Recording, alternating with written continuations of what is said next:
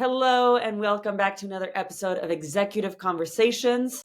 In this podcast, I talk to marketing leaders about the behind the scenes of marketing. So, we're not talking about how do you generate demand, what kind of channels are you using, but we're really talking about how do you actually get a seat at the table and stop complaining that people aren't giving you money to do your job.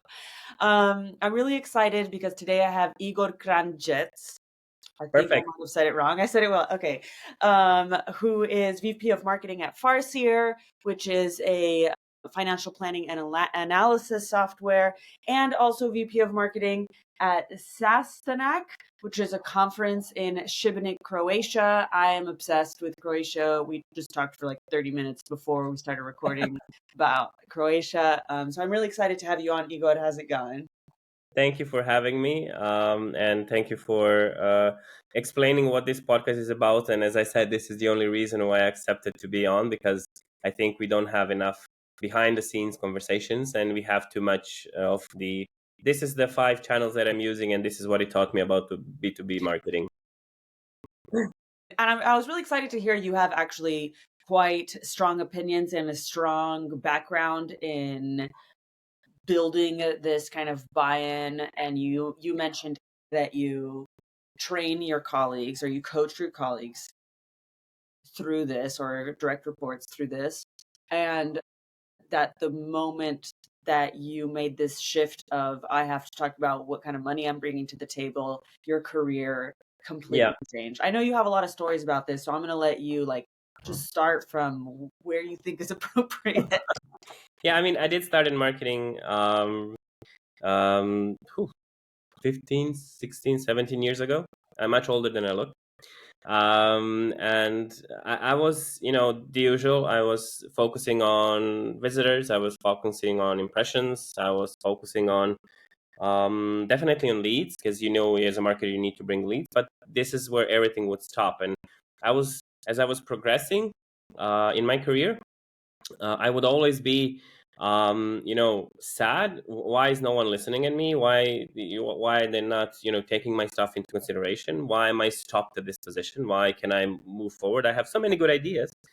And what made a shift in my career, what made my career grow exponentially, is the day I realized that I need to talk about money and not impressions. That doesn't mean that I don't follow visitors, that I don't those are all of the metrics that we need to have, because I need to see if we're going in the right direction. But as soon as I connected marketing with revenue, it was the last time I asked for permission to do anything in marketing. It was the last time that I have to ask for budget. Now usually I just come and say, okay, we're going to try this. I think this will bring this amount of money, and it usually flies. And that was a turning point. And when I started talking to my colleagues, actually, I realized that not a lot of them do make this kind of shift, and that's the biggest issue. I think that we hear daily on how no one is listening to me. Marketing does not have a seat at the table. Product get what it wants. Sales gets what they want, and marketing is just here to be a service position. But that's because probably you build the team to be a service position. Yeah. So kind of realizing how to connect yourself with revenue is key. And for different companies, it's different. It can either be, yes, this is the amount of leads that we actually closed. If it's a self-service, then you have the full cycle, let's say. So if some kind of a PLG or self-service motion, you have the full cycle with you. But when it becomes more heavy, is in the enterprise space. Yeah. And I'm in the enterprise space right now, because you hand over the lead to sales. You generate it either through an event or through inbound or through any kind of different stuff that you're doing, but then you hand it over to sales. And a lot of my team members were like, but I don't want to have the number of closed deals and the revenue from closed deals as a KPI, because I'm not influencing it. And then I said, but you're thinking wrong. You are influencing it. Have you asked your sales colleague what's happening with this deal? Have you asked him what else do you need? And then I started to have, and then I started having sales and marketing meetings together. which was another turning point. When they started talking about deals, and then suddenly marketing was like, okay, but I can do that presentation for you, and maybe we can switch the wording around to how do you convince your boss to buy this solution, or okay, maybe we can do an event because you have 5 stalled leads, and let's make a dinner for them. In enterprise sales, this stuff works. um, and then stuff started happening, and that made my job a lot easier.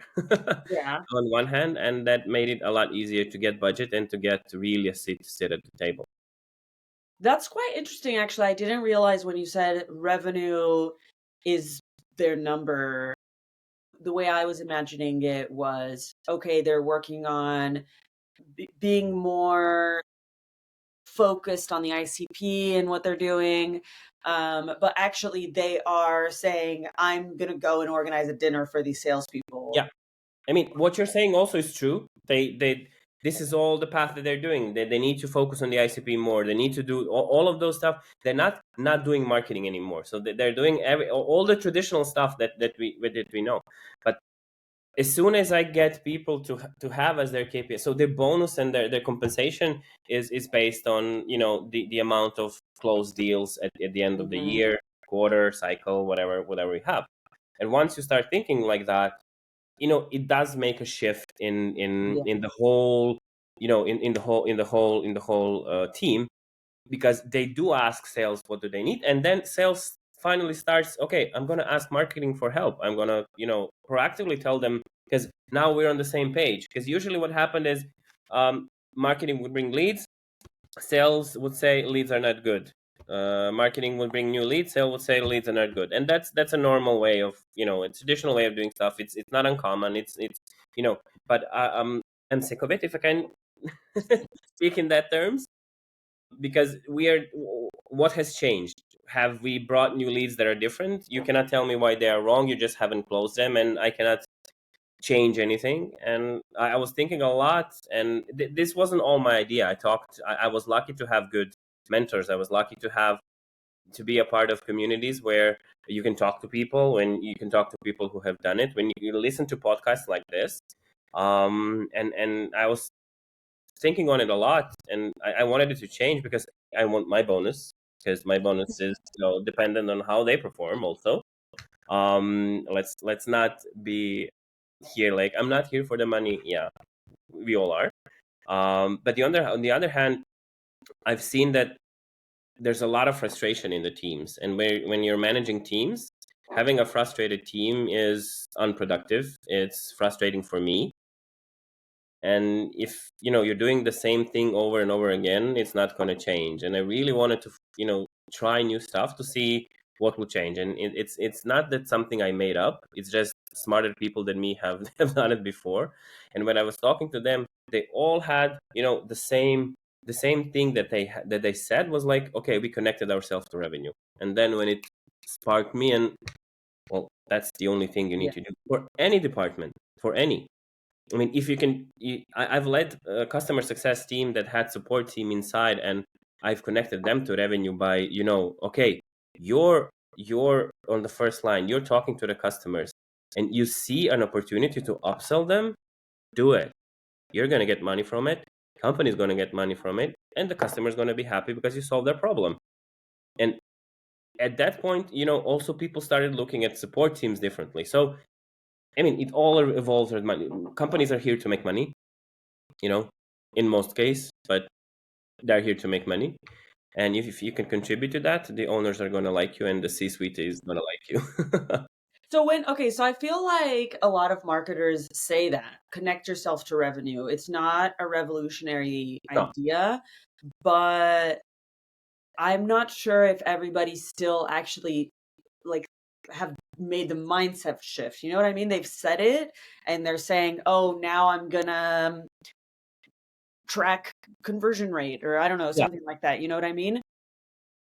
And I don't know, did you have any kind of journey like that where you're like, "Oh, I think this is tying myself to revenue," but then Of it wasn't course, that, and like, what was that like for it you? still happens. I mean, it still happens. It's not that it's not a universal answer, but what I saw is, having accountability helps, and that's one of the main things you need to have.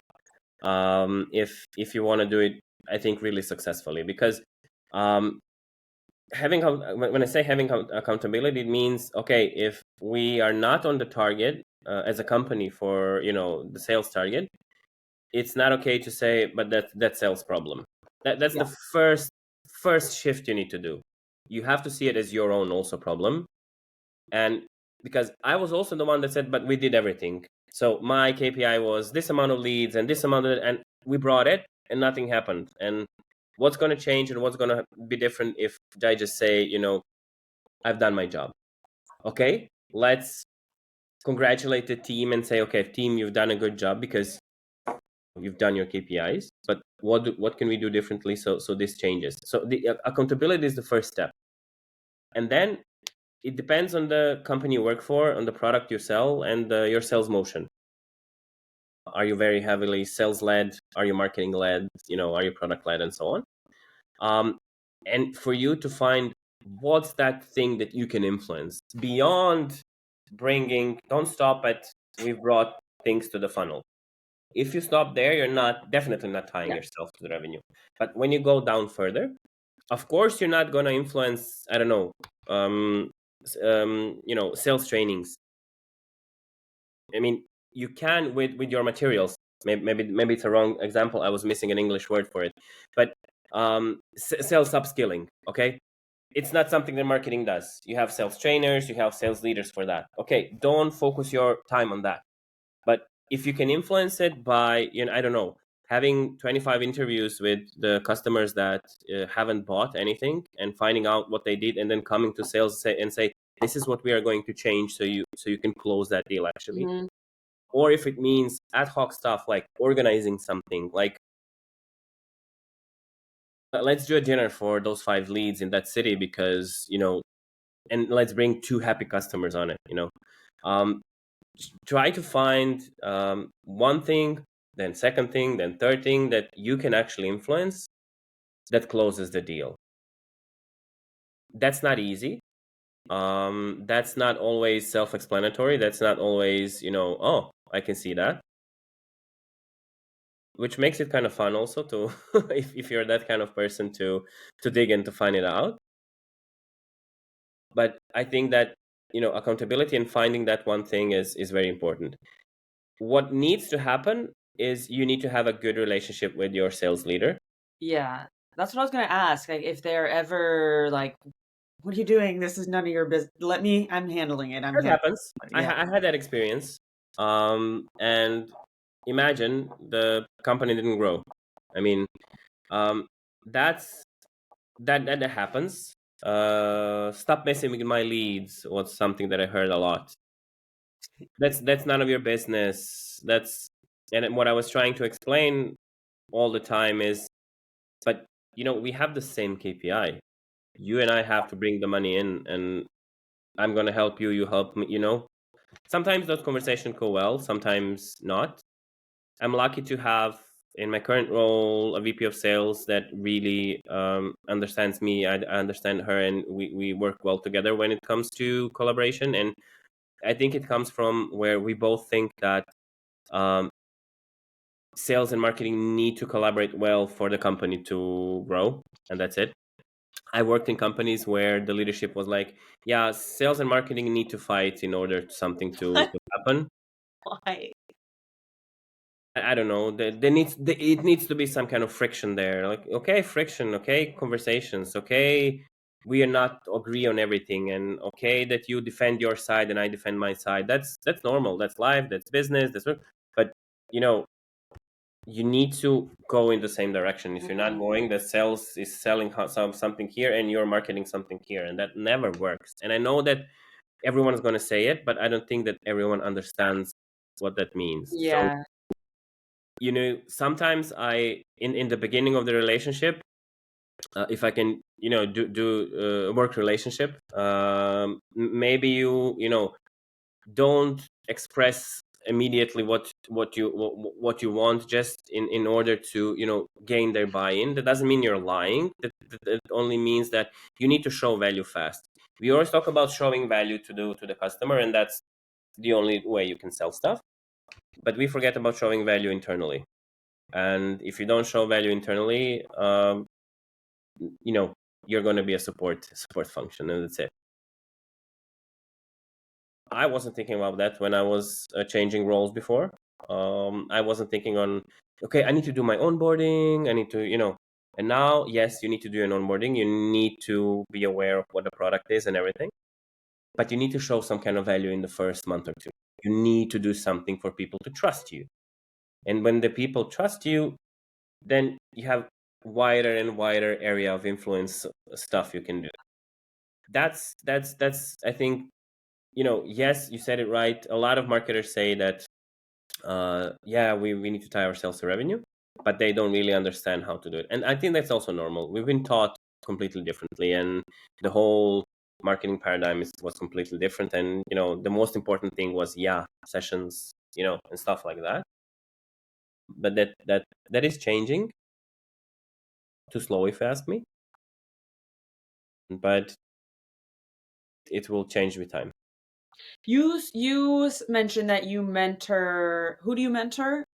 So I, as a part of community I was in, I was mentoring either newcomers, Newcomers to or marketing. sorry, Newcomers to marketing. newcomers to leadership roles. To leadership roles. And it's something that I really like to do. It's something that I was missing in the very early beginning. I was lucky to have really good mentors later on.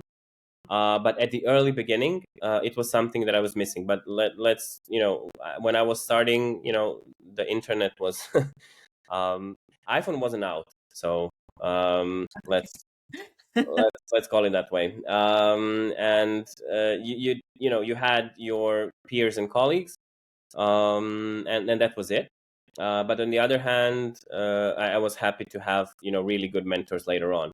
And sometimes sometimes people reach out to me via LinkedIn, sometimes via different secondhand acquaintances, and also on the conference that we are organizing on Sastanak. I talk to a lot of people, and I start. Sometimes I naturally fall into mentoring state without them even asking, which someone takes well, someone doesn't take well, but it's what I fall into really easily. But yeah, I think I learn a lot from them, and I realize a lot of stuff from them, and I also see how many mistakes I still do. Because yes, I now I sound like I have everything figured out. I definitely don't. I do a lot of rookie mistakes still, and having those kind of conversations, where more junior people challenge you. And when I say junior, it doesn't mean they're young. They're also people older than me that have stepped into their leadership role for the first time. But having questions from them questions everything I know, and I love it. What do you think? So when they first step into leadership, is there any discrepancy between what they think they need to learn and what you see and you're like, this is actually what you need to be thinking about? Yeah, what's hard is, so who usually gets promoted in the leadership role, unfortunately, is the best worker. And that doesn't always mean that they have the best talent to lead people, and I think you need to have talent to lead people. Yeah, I've seen that. I've also promoted in the past. I had promoted somebody who was my best SEO strategist to head of SEO, and it didn't, like, the Yeah. leadership management part did not match the. Yeah. When that happens, they are very focused on the operative task still, and those are the ones that are having the hardest time to let go. And what they think, I mean, I've worked with people in where they got promoted, and then they were assigned in the company as my mentee, and their sole why they wanted to be in the leadership position, because they thought they are going to work less. And that's the quite It's opposite. funny that people have that perspective of Yeah. managers, like, oh well, they're not doing the work, but it's so much more work. Yeah, it's different. Maybe if you can even say, yeah, I don't actually execute the campaign anymore, but sometimes I do it. Sometimes I fall into it because I just miss it. So I'm gonna take a day off and just do the operative stuff. But that's the hardest thing for them, I think, to make that switch. Suddenly they need to manage up and manage down, and that's we can say, yeah, we are no politics company. Yeah, but you're always managing up and managing down. If you're not doing it, you're doing something wrong. That doesn't mean you're manipulating people. And that's, I had a really good conversation with one of my colleagues, and like, but I don't want to manipulate people. It's not manipulating people, it's managing up and managing down. You need to manage your people in your team, but you need to also manage people who are your bosses, the C-suite. You need to manage them. You need to get them understand what you're doing. You need to get them. That doesn't mean you're manipulating them. I mean, it's quite a please don't. senior skill, I feel like. Yeah. I feel like juniors it doesn't even occur to them at all to manage up. And then once you start to grow, you're like, oh, this is my responsibility. Yes. And it's definitely, I mean, it isn't an easy task, but that's one of the things that newcomers, to leadership roles in marketing especially, struggle really, really hard with. And there's not a single recipe, there's not an advice I can give you. What I realized that's going to help you. You just need to be aware, and you need to understand. Those are the only two advices that I can give to anyone, because every company is different, every management board is different, and you need to be aware. Every time I change companies and I come to a new leadership role somewhere, I need to do it over and over again. And I think that's very important. One of the other things that I try to work on with people is leading without authority. So it's easy to lead people that are your, I hate that word, subordinates, but I don't know, different word in English for it. Direct reports. Thank you. Sounds better. Yeah, because the creation word for it is, it's definitely subordinates, and we don't have another word for it, and then it. Bleh. But yeah, definitely leading without authority is very important, because if you can lead people that are not your direct reports, you're doing something right. Then you're influencing all of the other, everyone in the organization, and that makes your job very, very easy. Because that's the thing with showing value. You need to show value not only to your boss, but to your peers, but also team members from other teams. Because if the whole customer success team thinks that you're doing nothing and you're not contributing anything to the company, you're not going to have a good time, because they will obstruct you in any way they can, naturally. Maybe not on purpose, naturally. Marketing sent this, they were like, yeah, I'm not going to read it. And if you learn how to do that part, that will make your job hell of a lot easier. And that part I didn't learn in my leadership position. I think that is the part that nailed my first leadership position. Leading without authority. Because I was just talking to one of the guys that I mentor, and he was like, yeah, but he's still not a team lead. He's waiting for his team leadership position in order to start acting like a team leader. And I was like, that's completely wrong. That does happen sometimes. Okay, some people do get promoted before they show they can. But in my experience, what nailed me in my first leadership position, it was actually I was acting like a team lead before taking on responsibilities that I shouldn't have, and stuff like that, before I nailed the first team lead position. And leading without authority was one of the things that I think helped a lot. I was working in product marketing. And when you work in product marketing, you work with a lot of people, and you're no one's boss, and you need to expect a lot of deliverables from a lot of people. And then I started, I had a good mentor then that opened the box of leading without authority for me. I started working on it by, some would say it's project management. It definitely is, but you need to add emotional intelligence on it. So It is project management with emotional intelligence. And once I started applying stuff started happening, and that doesn't mean that I was polite to everyone. I had a friend say, but you were just, you're funny and polite to everyone. No, I was expecting stuff from them. I would, when someone would say, okay, what's your deadline? I would just turn things around and say, okay, you tell me when can you do it? Yeah. And then you make them accountable for it, and then it happens. And when I said deadline is in 5 days, then nothing happens. Then they don't do it. Oh, because Yeah. they didn't decide. Can you Yeah. tell me, because this is something I see a lot, is people who should be leading without authority, or like their jobs would be they would be much more effective if they could lead without authority.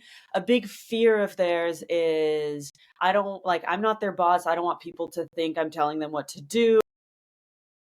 Maybe they have like a bit of people pleasing, and they're afraid of, how am I going to be perceived if I'm doing this when I'm not their boss and I technically don't have the right to be telling them these kind of things. Like, did you ever experience that, or how do you coach people out of that? I mean, I had the similar feelings when I was starting. I was like, when my boss first time asked me why this isn't done, and I said, well, Peter didn't do it, and he's like, that's, you're accountable for this deliverable. Why wasn't it done? But I'm not his boss. I'm not going to tell him what to do. Well, you're not, but you need to influence him. And then we opened the whole box of leading without authority. I think that's the hardest thing to ditch, those kind of feelings. But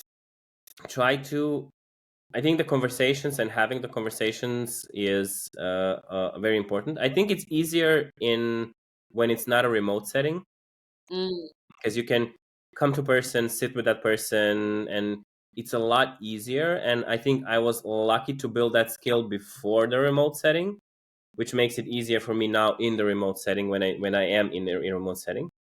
I think it's a bit harder without the connection you can establish personally. That doesn't mean it's not viable, not doable, but I think it's a lot harder. And putting yourself out there, is the hardest part. Let's do this together. Okay, I'm gonna sit with you. Let's do it together. You show that you're there also.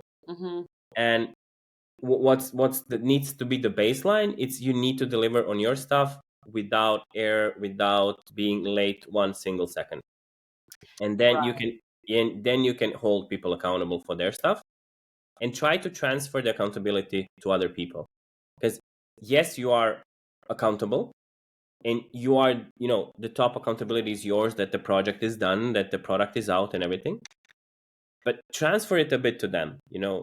Ask them, what's your deadline? When do you think you can do it? Or how would you do it differently? Ask for their opinion. Don't just, because we see, if I come and say you need to do this in this time and it needs to look like this, then I am acting like your boss, and I'm not.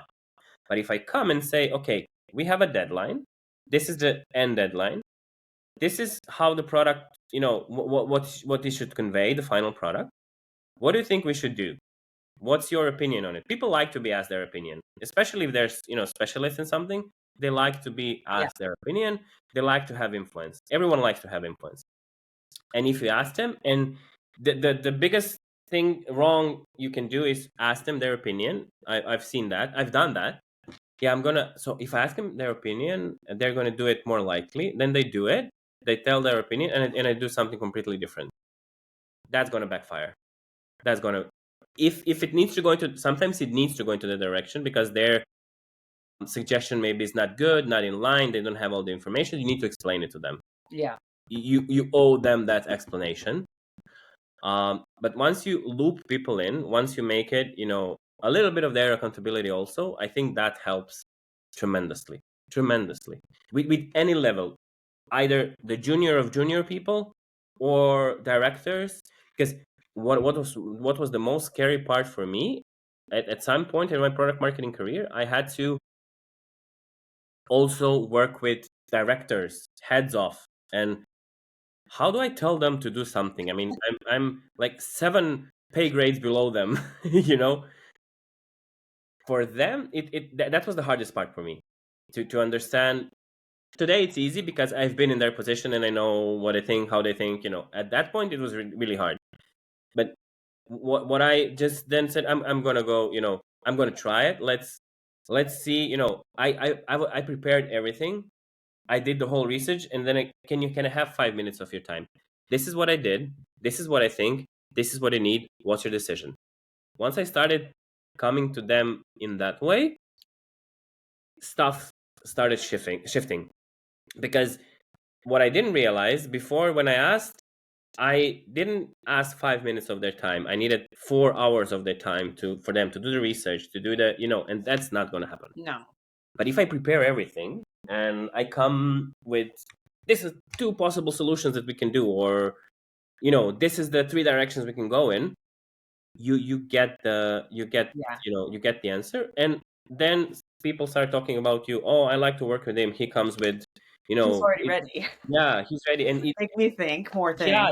And the feedback that I started getting in those kind of situations, oh, it's so easy to work with him.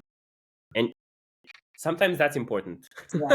Yeah. It doesn't mean that it's easier for me, but if I'm there just to work and to get my 9 to 5, understandable. But I have always been a career person. I've never hidden it. All of my employers knew that I'm ambitious, that I want to build my career, that I want to progress. And if you're in that mindset, you need to deliver. Yeah. You need to give something extra. I could keep talking to you about this for hours. Maybe I gotta bring you back on another episode, but we're gonna wrap up here because we're already over 30 minutes. Igor, this has been so much fun. Thank you so much for joining me. Thank you for having me. I haven't realized it's been 30 minutes already, to be honest. I was like, oh, we're gonna switch to another topic now because we have some 20 minutes left. Yeah, we definitely could have. For those who are listening, I'm actually not sure that this episode is going to be out on time. I was gonna say go to Sastanak conference May 5 to 7. Yeah. But possibly this episode is going to be out after. Yeah, but you can always look for. We are already preparing for Sastanak 2026. How it Okay. goes in the event management. You start preparing for the new one even before this year's session is on. Yeah, it's on the Dalmatian coast and it's a beautiful place. So highly recommend it. Igor, thank you so much. Thank you for having me. It was a really, really big pleasure. Yeah, and for those who are listening, remember to follow Igor, give this episode a like, share it with a friend, and we will see you next time. Bye. Bye.